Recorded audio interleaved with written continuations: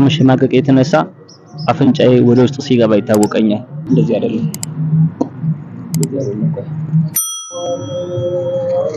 የሀበሻ ዶሮ እንቁላል በልታችሁ ለ14 ቀን ጥርሳችሁን ሳትቦርሹ ብትቆዩ አፋችሁ ውስጥ ጫጩት ሊፈለፈል እንደሚችል አስባችሁ ታውቃላችሁ? ሰላም፣ አዲስ የዩቲዩብ ቻናል ከፍቻለሁ። ይህን ቻናል ከከፈትኩት ድፍን 1 ዓመት ሆኖታል። ኢቭን አሁንም አዲስ ነው። ለምን ካላችሁ ከመቶ በላይ ቪዲዮዎችን በለቅበትም ሁሉም ቪዲዮዎች ከ15 ደቂቃ እስከ 20 ደቂቃ ነበር እድሜያቸው። ለምን ካላችሁ የራሴን ቪዲዮ ፖስት ያደረኳቸውን ተመልሼ ሳያቸው ሰላም አይሰማኝም። የሌለ ያሳፍረኛል፣ ያሸማቀቀኛል፣ ያሳቀቀኛል።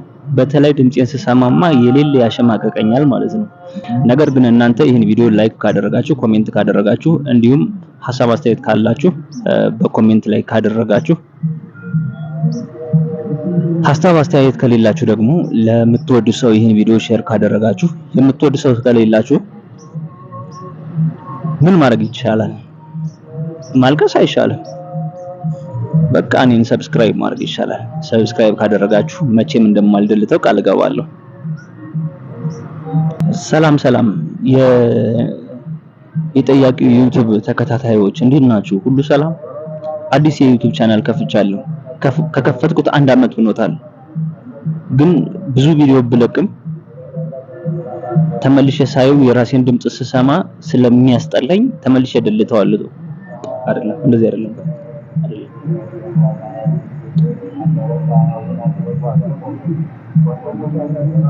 ሰላም ሰላም፣ ጤና ይስጥልኝ። እንዴት ናችሁ? ደህና ናችሁ?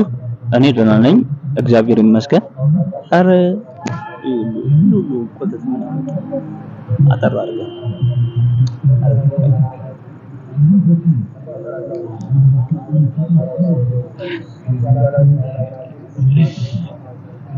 እሺ፣ እንዴት ናችሁ ቤተሰቦቼ?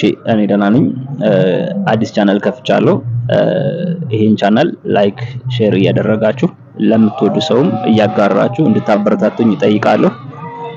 አመሰግናለሁ።